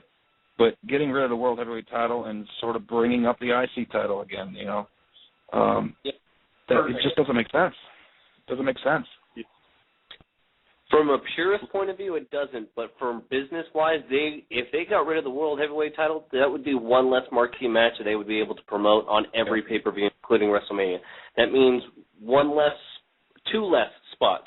Whatever the main contender is that month, as well as the champ that month, that means less of a payday for the individual wrestlers themselves. By allowing another title, especially a main event status title, even though it's on a different brand, even though they don't really consider brands anymore, from a business sense, from an individual wrestler's point of view, you get a bigger payday if you're World Heavyweight Champ. You headline pay-per-views, and from a business standpoint, you make more money because you can highlight more marquee matches. You could say, there was at WrestleMania, for example, Taker's streak, World Heavyweight belt, and WWE belt. If you take away one of those away, you lose out on the marketability of a pay-per-view. Every single month. So imagine you lose 12 big matches a year and the money behind it because you take away a belt. Just start teaching guys how to wrestle. That's my solution. That should be the solution, teaching them how to wrestle, not necessarily taking a belt away, especially a belt for main event status. Do you agree with this, Bruce? Do you think they should do the old school format with having two brands and not having them intermingle at all? I mean, do you think that would help a little bit? I mean, I think it'd be a fresh. For a while there, it got stale back in the mid 2000s. I think they need to go that route. All right, and there's a good reason for that. Brian Gerwitz, I think, when he got let go, he was talking about how Kevin Dunn and Vince McMahon would always go back and forth about, like, okay, the competition between the brands. The moment it started failing is when Vince McMahon himself started favoring Raw. And when you lose the fact that the head CEO should be like, okay, Kevin Dunn, you're producer on SmackDown, and Gerwitz, you're a writer and producer on Raw, then you basically be like, okay, both shows will be live, so there are no spoilers. So you get the whole community in on the show, one. And then two, whatever happens with each other babies is on you guys. I will just oversee everything and give my approval instead of me handing down, like, Vince McMahon should not have handed down the direction nor the commandment to say Raw should go 3 hours because it shows that Raw is the A show and SmackDown is the B show. I think the public and society in general started getting that perception that why the fuck am I going to care to watch SmackDown if I could just go online for the marks that are the 15, 20% that still watch wrestling, or B, why am I going to go when The Rock doesn't show up, when CM Punk doesn't show up, when John Cena doesn't show up, when the main faces of the company don't even show up on SmackDown. SmackDown literally becomes the B show. What was better back in the day is when they would really try to push the competitive nature, but when they started favoring and saying, okay, big stars only on Raw, that's when they shot it in the leg. And that's when it was like, okay, there's no point in watching SmackDown because they're not putting any love into SmackDown. But if SmackDown was live on Saturdays or Thursdays, go ahead. As soon as they made it look like it was a demotion to go to SmackDown, that's when people like when an Orton would go, they didn't care to watch it. He got demoted. Yep. Right. You know what, I think a parallel I agree with both of you guys. I agree with you guys. Back in the WWE would be awesome. Say it again? Yeah. I agree with both of you guys. I mean, since the middle of 2000, this brand extension thing got like disorganized, guys. They don't know what the hell they were doing. But I mean, when they first did it, they had a lot of superstars. They had Kurt Angle, they had The Rock, they had the NWO, they had Chris Benoit. I mean, Raven. You had so many stars. They had no choice to make a little brand extension. And now that guys are gone, I mean, you introduce new talent and then it didn't work. You could still bring guys up though. I mean, they have guys on the. We're always bitching about bring Hero up, bring this guy up, bring this. They could finally do that. I mean, that performance center. That's not just there to collect dust. They're going to try to nab every indie guy they possibly can. So all those guys that are there now should be called up to have a SmackDown roster and have a Raw roster. And you're going to have them lose. Yeah. I mean, no. The thing, everyone's like, well, wait. They always say, well. They always say, well, you're going to have them lose on TV. Well, listen, they're pinning the world heavyweight champion every week now. I mean, so you might as well let these younger guys get pinned too, and have them get some experience and get on TV. I mean, I just think I think we're ready. I don't know if you guys heard this, but there was rumors earlier in the year that they're going to make NXT a third brand. It already is. Oh yeah, pretty much. Yeah, it already is. It is already. It's just lacking nationwide exposure. You mean more audience? Lacking. No, like basically what I lacking mean, TV like exposure. a third brand, like on live TV. I mean, on like cable. What I think you're referring to, Skits, is they're already they're just lacking nationwide TV coverage. But technically, they could if they wanted to. They have the money to pull it off as a traveling brand to really compete with like TNA. They don't need to, really. They don't need to, but they have the fun. I like the way it is. I like doing it. If they did that and challenged TNA would be out of business in 6 months because it's a TNA. But that is not a knock against the guys on that roster on TNA that are awesome. I keep reiterating that. There's some great legends on Chris, I would say, speaking of TNA, August 1st, who do you guys think it is? Adam Pearce? Yeah, I think it's Adam Pearce. I don't think it's or Adam Low-Key? Pearce. The only reason why I don't think it's Adam Pearce is Jay Briscoe? Jay Briscoe? because he's got a. I don't know if he's going to be going back and forth. Because at the CWF shows, like, what's going on right now is, like, I don't think he's the August 1st guy. Because I know, like, that they're not going to show what's going on now at CWF on TV. You mean Championship Wrestling in Hollywood? Yeah. They're not going to show what's going on with me and Oscar just saw last week. That's why I said I don't think Adam Pearce is a part of it. He's part of a big feud right now. So. What about Jeff Jarrett? What about Jeff Jarrett? Jeff Jarrett's one or like a Bischoff or something like that. Like I'm also hearing the last thing TNA needs is another faction. You know, it needs to be. I heard Bobby Lashley's name. I'm also hearing Low-Key as well. Low-Key's I don't know. Because I heard they Low-Key's put a second video up. They put a retired video like 2 months. He's done. Yeah, Low-Key retired. What about Jay Briscoe? Fuck Jay Briscoe. Why not? He's a Briscoe they brother. put a second video up today, and the guy's big. That's why I'm like, it's not a skinny guy. Or, you know. Well, that could be it's not John Morrison. What about Alex Shelley? Nah. Oh, all right. Here's one. This is going to be dumb. What if they sign Bob Holly to a full-time contract? I heard Bob Holly's name too. I hope not. I mean, I would forget he had a job, but Christ. But hold on. The August 1st guy is a big individual, right? Yeah. Well, the name that I heard from Ryan, from talking to Ryan, Bobby Lashley's name is out there now. So I don't know how true this is because he said it in his last video. I'm not Dave Bautista, but I could kick his ass. So you guys, Bobby Lashley, it sucks. He sucks. Lashley sucks. Yeah, the last thing we want to see is more washed up WWE rejects on TNA. That's really what's killing the show right now. And absolutely. They keep going at that price at that rate. It's just TNA's gone in a year. I'm sick of seeing it. You know, they need to. WWE's making the right move by going indie and signing all these indie guys. I mean, the two biggest stars right now on wrestling are indie guys that were indie guys, huge indie guys 10 years ago, CM Punk and Bryan Danielson. Yeah. And that's the direction they need to go. They need to establish their own star, like AJ Styles, and they need to establish their own star. Stop bringing up all these guys that we don't care about. Whoever it is better be a fucking Impact. Whoever it is better be an Impact to change the scope of TNA. It can't be a Bobby Lashley.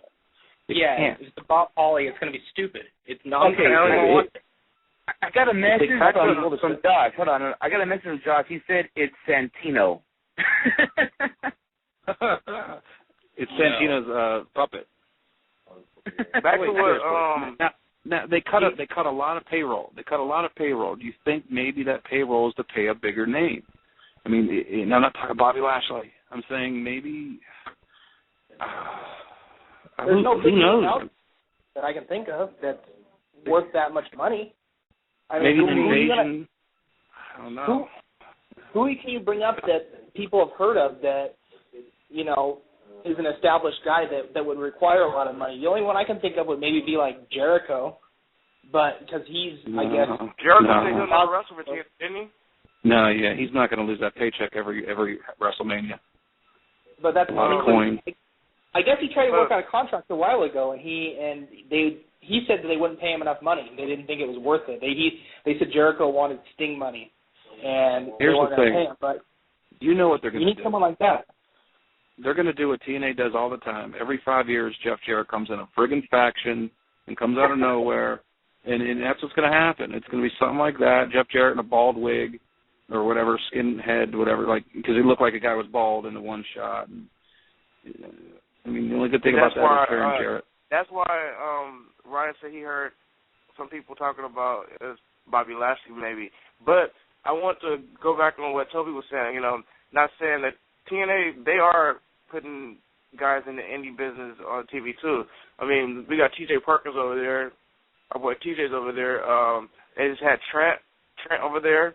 The roster's awesome. But they're squashing everyone, though. Or they're letting go all the they're not, you know, like Joey Ryan. They already let him go. They're squashing every indie guy they bring up. They bring him up for like 2 weeks, and then they squash him. TJ Perkins is actually Chris Sabin over there. But how I like Sabin over there. For a while, they're going to build up Joey Ryan. You know, Joey Ryan looked great for a while. Well, Chris Sabin's definitely better than Joey Ryan. Well, I'll give you a perfect example. Let's see. Everyone from NXT on season 1 is still there. You have a former world heavyweight champion, Daniel Bryan, there. Whereas you want to compare it to Gut Check, everyone is pretty much gone except Bradley. And Bradley's a joke in this current series of matches. Speaking of Jay Bradley, I just want to go. I just want to mention what Jamin said last week. He was like, I'm going to run through him too. So I guess Jay Bradley's getting ran through over there in OVW. Yeah, Jay Bradley is like one of the guys in Good Check that's still there. You know, I want to mention Taylor Hendricks. I believe Dixie Carter says she's too fat. That's why they got rid of her. Yeah, and then she was trying to put on weight to avoid cervical cancer, and she's the only talent that got let go that still went back to Ohio Valley. Taylor Hendricks. And she was a Gut Check participant too, so in case if you notice, if you're on Gut Check, you might get hired, but it's pretty much a guarantee you're going to get let go. So what is the point of fucking hiring indie talent? And everyone says, oh, hey, you want to get indie talent because they're cheap? If you're just going to be canned. You know, and who had more momentum than freaking Joey Ryan? I mean, do you guys remember all the 87% signs we were seeing on Raw, on pay-per-views? And, I mean, it was unreal. And you got to understand, though, they didn't know what to do with them. DNA, it's the management, Toby. You know that. Joey Ryan could be the greatest wrestler ever in the world. We're the greatest fans that love him. But TNA had no fucking clue what to do with him. The roster's awesome. TJ Perkins, all them dudes are awesome. Like, I agree with you. They don't know what to do with the guy. They don't know what to do. They need axed. Who's writing right now? I don't even know who's writing anymore. Al Snow, I guess. I don't know. If Bischoff's writing, Bischoff is a brilliant mind. Bischoff should know exactly what to do with all these guys. To be honest with you. Bischoff checked out. But I guess Bischoff's not right because if you guys read Bischoff's if you saw Joey Ryan's interview that he had right after he got cut, he actually praised Bischoff that was in his corner. He actually praised Bischoff that he was actually on his side. And Hogan, right? Look for his interview. Yeah. Bischoff's a genius. Look for fucking Joey Ryan's interview. It's pretty amazing what he spills the beans of what's the deal. Yeah, tweet it so I can watch it. I would like to see it. It's just audio. It's not video. It's just but it's him. It's a real interview. But he basically said that friggin' Bischoff was one of the guys. He said he loved him after that promo. After they cut him, he pretty much knew that he was getting cut, so he took it out. He took it out himself to do go into business for himself and went off on Taz and everybody, and they all said. I guess Bischoff said he loved it. But isn't that when he first showed up on Gut Check when he went out for himself? Even though he lost, they still kept in contact with him. And within a few weeks after that, they hired him. No one knew about it, and he was really open, or he was really adamant about trying to play this character that got burned. And and I guess Taz was a big dick. Took it to the extreme. I guess Taz was the real, he took it really to heart. Didn't talk to him ever again after that. The big dick that he is, and I guess that Taz has no love for the indie guys. He believes his own hype, and that maybe that was in 1997, but it's garbage.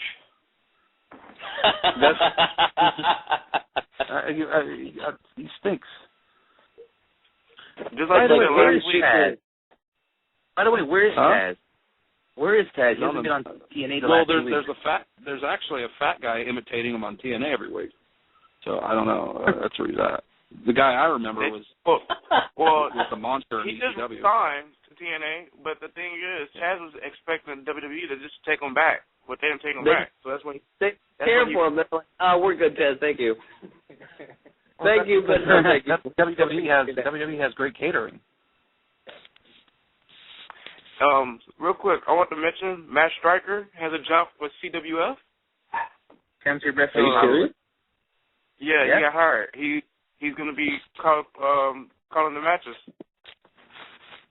Oh, awesome! So it looks like we'll be meeting Matt Striker soon. Yeah, that's for sure. Next show, he's not going to give any dirt. Just letting you know, he will not give any dirt. There have been so many shoot interview attempts with Matt Striker that he does nothing but talk good and praise everybody, that he will not talk shit on a single soul, no matter how bad you try. Yeah, I already I kind of read up on some of that shit too. But I was going to say, the next CWF show is actually free, and it's in Oxnard. Holy crap. Free admission, so... Yeah, but do you want to drive 2 hours? I have a question. You guys go to the CWF shows. Right now on TV last week, they're having the Peter Avalon, Ray Rosas versus Yuma in Good Time in a cage match. That aired last week. How far are they behind? Due to the fact that I'm on the East Coast. Okay, let me answer that. They filmed that like about a month ago. So and they just did another series. They did another series of tapings. So I did talk to Peter Avalon that match. I talked to him about that match at the AWS show, and he said that shit was brutal. I mean, I guess he said that was his first time in a cage match, and he said that gotta sucked. And I told him, well, imagine you were wrestling in one of those old school WWE cages, and he just looked at the floor like, oh, fuck that shit. Speaking of Pretty P, him and Rosa are now the tag team champs over there, so... Yeah. P.P. Ray. For all those that don't know. Yeah, they won the tag, though.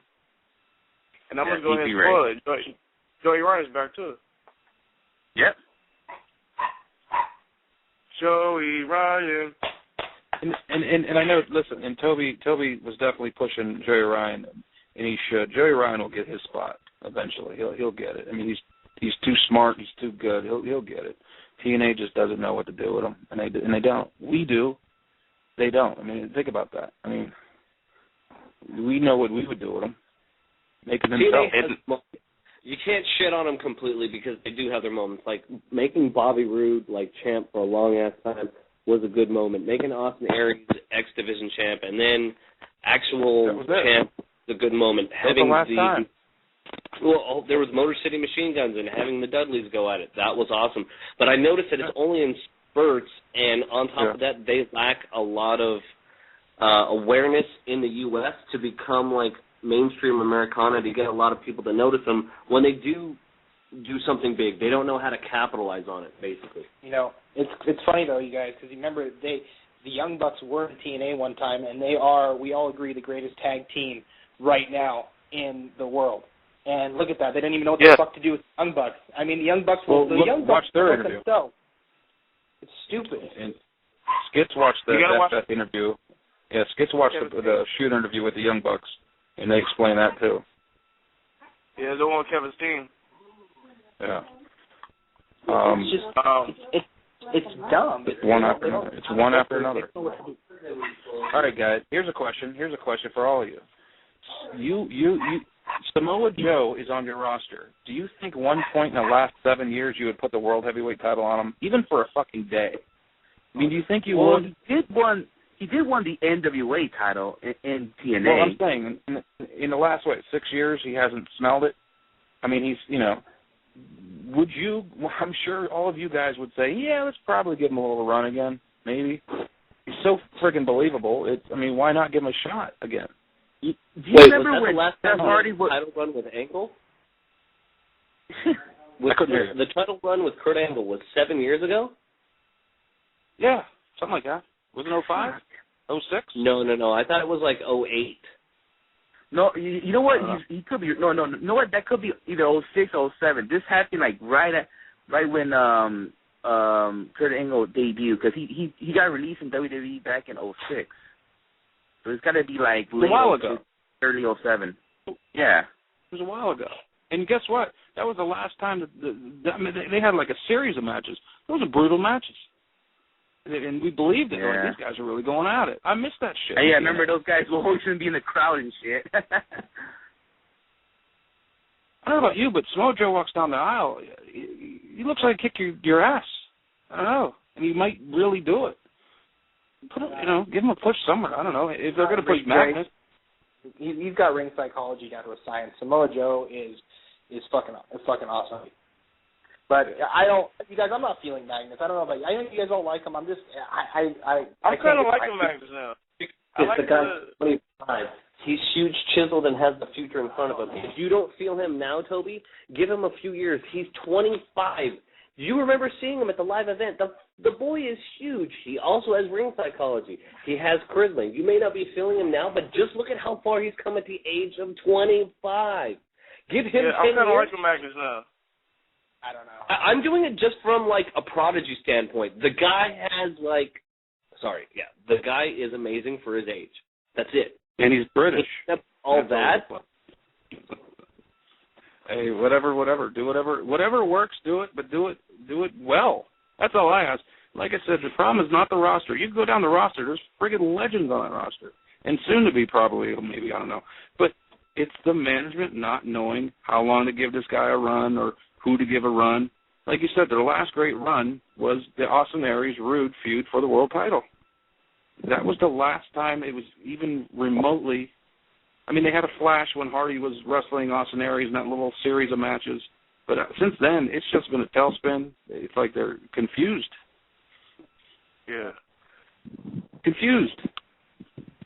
If you're going to go small, go with Saban. If you're going to go big, go back to Bully. But you know what? I don't know about going back to Bully is going to help the promotion at all. TNA was boring when Bully was on there. That's just my opinion. I like Bully as a champ. I like Bully as a champ. I just didn't like him feuding with Sting.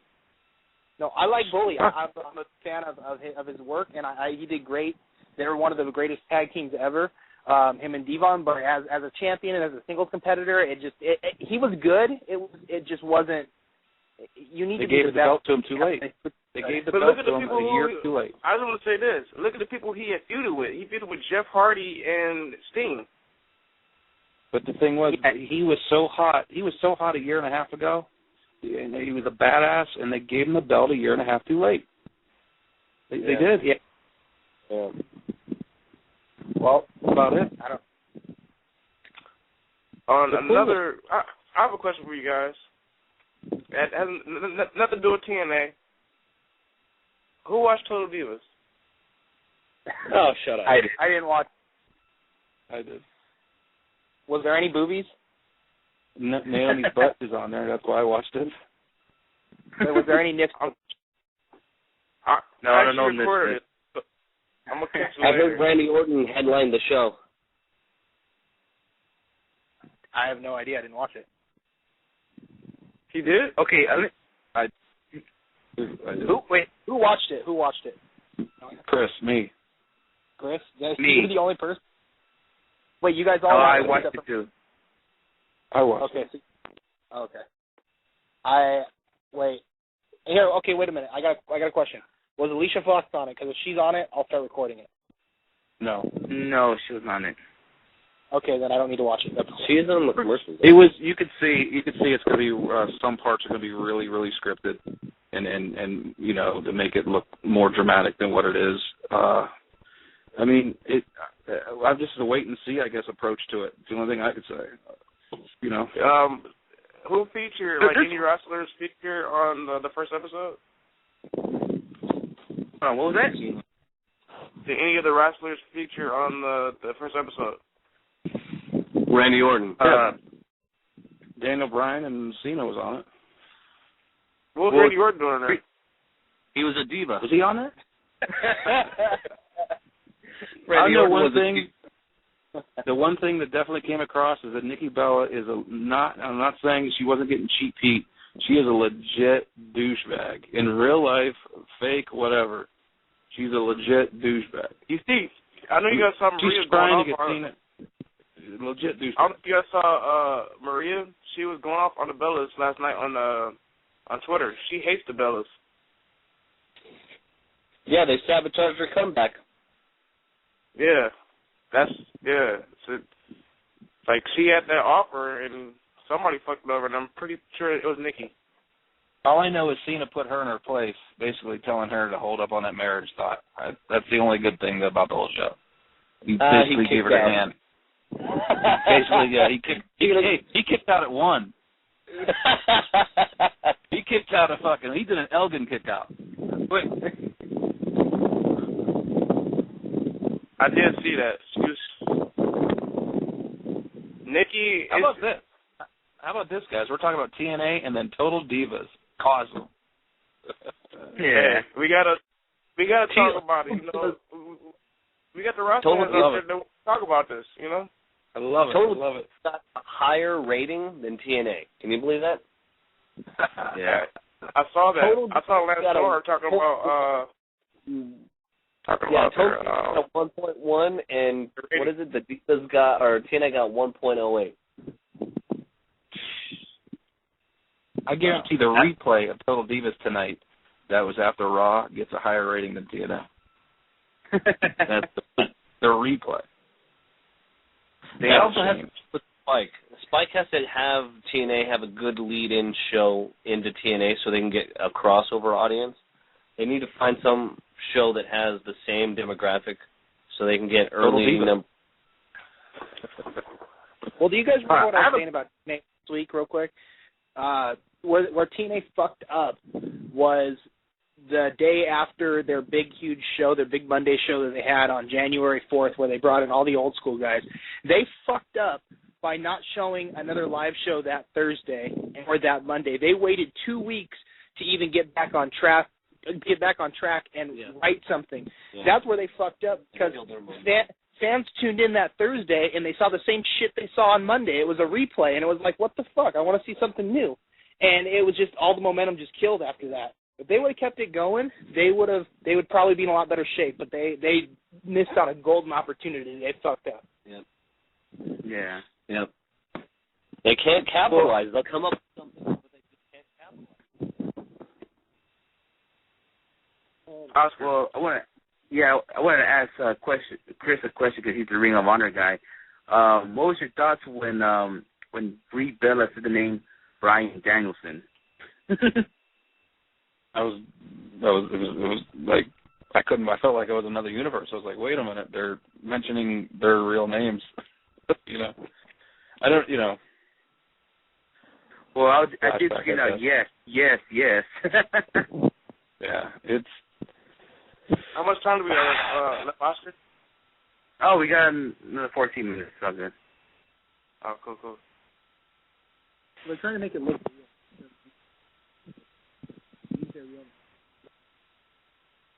Because you guys right there? It looks fake. Wait a minute. I don't know. I can't. Yeah, I hear it mumbling. I hear like mumbling between Toby and. Can you guys hear me in the background? Yes. Can you guys hear me?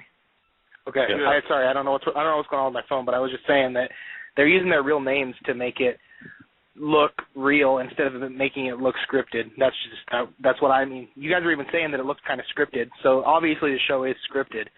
So use their real names to kind of take away from that being, a TV drama, just like WWE is. Make something look real. The one part was definitely scripted. When WrestleMania, they were sewing Naomi's pants or whatever the hell they were 2 minutes before their match was. Their match ended up getting cut from the show, but 2 minutes before they were supposed to go on stage, they were sewing their shit together. Them friggin' wardrobes were made weeks before. Come on. It was just more dramatic. Hogan knows best dramatics, that's all. Little things like that you could see are scripted.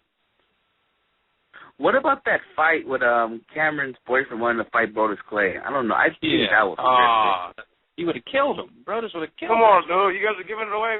I ain't seen it yet. Well, you better watch it. That guy had some caterpillar eyes. He would have got eyebrows. He would have got pummeled. Oscar, come on. That guy would have got killed. Yeah, but another thing is that, okay, did he even show Brodus Clay? So was he really pissed off? Was this really commotion between Brodus and Cameron really happened? I don't know. I hope not. Because he would have killed him. Yeah. Wow. He would have killed him. I have a question. Did anyone else get their PWG Is Your Body Ready DVD today? I didn't. I always buy that show. Okay. Hold on. Speaking of PWG, is it the Bola tickets go on sale tomorrow? No, Tuesday. Yeah, that is tomorrow. Yeah. Oh, tomorrow is Tuesday. Tomorrow. Yeah, tomorrow at 8:00. Damn. I hope I'm going to try to get some front rows, but I hope this isn't a repeat of last time, because that's going to be some bullshit. Hold on. Toby's phone tripping. That's why we hear you. I was going to say, I hope this isn't a repeat of last month, because if it is, I'm forever boycotting and that shit, because I got denied, and I was literally no shit, like 1 second right after 8:00, I refreshed it, and PayPal couldn't even find the front row tickets. And I was like, fuck this. Besides me, who got front row? Just you. I don't think anyone else got front row. Now, did you guys try to get more than one, or were you guys just trying to get one? I was just trying to get two. Shit, I don't understand. I tried getting two, and PayPal said, we cannot find your item. Oh, and I emailed Danny, and I didn't get any response, and I did it straight from the webmaster's contact webmaster option straight from PWG's site. And I was like, I even sent him a Twitter at 8:02 saying, hey, this shit ain't working. PayPal cannot find the front row tickets. So here's a question for you guys. I mean, I don't know if I'm going. I don't know. This is just getting out of control. Now, it's 2 nights. Obviously, everyone knows that. Now, are they going to sell a combination where you could buy 2 tickets at the same time? Because what I look at, it looks like you got to pick either or. You know what I mean? You're going to get GA for one and hopefully first row for another. I mean, is there a combination button that you're going to be able to press to buy 2 at the same time? That's a good question. You know what I mean? Whoever's near a computer right now. Well, I just looked because here's how it's going to work, guys. No, it's gonna be 2 separate transactions. You have to buy night 1 and then go buy night 2, or vice versa. It's going to be 2 separate transactions. That's how I had to do it for was it DDT4 that was 2 days? Can't remember the last 2 day. The last 2 day one. So basically, you're going to have to pick which show you want to get first row. So no. I was able to get DDT. No, I got DDT4 front row both times. I was able to make 2 transactions for 2 front row. Was that All-Star Weekend? There's no way that's happening. Wait, whatever show was the last... Okay, so whatever the last show was, that I was able to make 2 transactions, get 2 front row tickets, but I did both transactions in like 20 seconds. And in fact, I actually... didn't I buy extra tickets that day, Bruce? I think I did. I accidentally bought 2 because I was making the transaction so quick. I was making the transaction so quick that I fucked up and bought 2 extra front row tickets for night 1. So I actually bought 4 for night 1 and then 2 for night 2. And I was able to do that within a minute. So, but I mean, this last time was ridiculous. Yeah, this last time, I don't know what. What's crazy is you guys are going to have to pick which show you want to try to get front row for, because there's no way it's going to be that way this time. I mean, they're selling out in a second. So night 2 obviously is going to sell out quicker than night 1. Speaking of Battle of Los Angeles, I think they're going to announce the rest of the 5 participants the night after 10. So your best bet, you guys, and I'm telling you, one of you guys buy an extra ticket for someone else, and vice versa. If you're going to buy 2 tickets for this, 2 tickets for that, put the money together, and one of you guys try to get 2 tickets for the first show, and then another guy try to get 2 tickets for the second show, and just exchange tickets. You know what I mean? I mean, that's the only way it's going to happen, because there's no way you're going to be able to go, oh, I'm going to click here and then try to click for the second night front row. I don't know what's going on. They're quick this time. Last time, I mean, Bruce just said that. I'm kind of mad, dude. I was hoping after 10 tickets want to sell, because they caught us on a Tuesday, and before 10, to buy tickets, payday ain't even here yet. Well, did you hear me yell out the last show skits when I was like, what the fuck? I was like, I don't have that much money. You know? Yeah, I didn't want to, I was like, what's his name? Excalibur just kind of didn't even acknowledge it, but I'm like, what the fuck, split up the shows a little bit so we can all pay, because we're all a bunch of broke wrestling fans. I have a feeling half the people there are fucking broke wrestling fans, so, there's no way. There's no way. There's no way I could go. That's 2 nights in the hotel for me. Yeah, especially Chris flying from Pittsburgh. Yeah, and you got an airfare and all that shit. That's ridiculously crazy. Speaking of Chris, coming from Pittsburgh, I think me and him were talking the other day. He said he wants to fucking move out here. If you come out here. Well, not just for PWG. It's for the Sun. Oh. And also the liberal. Also, I want to move there for the liberal laws that your state has there. So let's just leave it at that. But I don't want to. I would love to move in and have PWG as a perk, but there's many other reasons, like the sun. We don't have the sun here. Then I don't know if you've ever been to Vegas. Yeah, I lived in Vegas. I lived in Vegas, but I unfortunately had to move. I had to move. Yeah. How you looking over there? Yeah. Huh? So if you haven't seen any houses for sale. Hold on, someone's calling in. Hold on. Someone's calling in. Anyone know an area code? You calling WrestlingHeads? What's going on? Yo, Oscar, it's Josh. What's up, Josh? Yo. Hey, I'm sorry to kind of butt into this conversation, but I got a question for you guys. T-shirt-wise, T-shirt-wise, what is the coolest design that you guys actually purchased or think that is a cool design that you haven't purchased it yet, but you wanted to purchase? Wrestler? As far as wrestlers, yeah. Honestly, like most of my collection of shirts is like Undertaker shirts. The last T-shirt I purchased was Sami Callihan's shirt, and it was pretty fucking dope. That's one of my favorites. I'm gonna say the Young Bucks shirt with the deer on it, the antlers. Kevin Steen's got some dope shirts too. I like the Pro Wrestling Gorilla, the one that's black with the green gorilla on it. My favorite shirt that I used to have back in the day was the actual blue and yellow Radicals shirt when the Radicals first came in as a faction. And Taz's orange shirt with the tattoo, the 13 tattoo on the front and back, that was embossed. And they've never sold it again, and it's impossible to find. It never gets sold online. You can't find either one of those shirts anymore. I got a shirt from 1995, a Raven shirt from ECW House Show, and it's still in perfect condition. And I'm bringing it to show you guys how fucking. Oh god! Is it one of the craziest wrestling shirt? All right, guys, wow! I have. Guys, we're running out of time, so I think this is the best time we should give out our Twitters. I guess Chris, no, it's a horrible time to give out the Twitters. It's a horrible time. Oh. We're running out of time. Well, hey, we'll continue this on the next time we talk. Yeah. For our listeners, listen to the next show. Kenneth LeRae is going to be on. So we're going to give out our Twitter. So, Chris, you want to give out your Twitter? Is it Wednesday or Thursday? The next show is Wednesday? Wednesday, yeah. So, Chris, you want to go over your Twitter? Yes, my Twitter is ROH Code, and my new one is Total Divas. What is wrong with you? All right, Toby?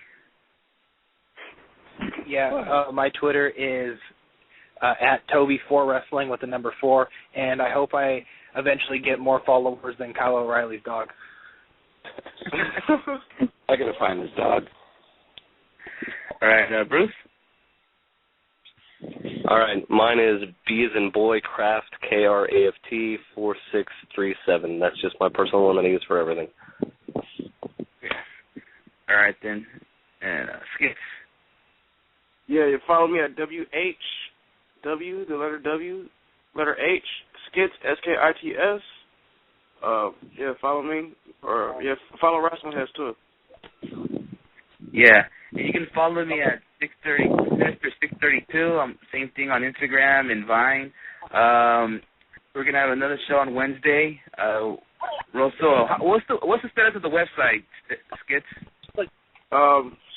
Still working on it. I'm trying to contact the guy that's supposed to work on our shit. He's on some other show right now. But Facebook.com/WrestlingHeads.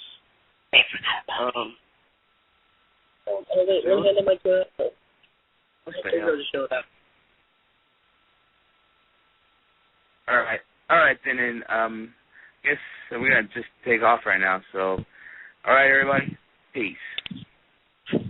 Deuces.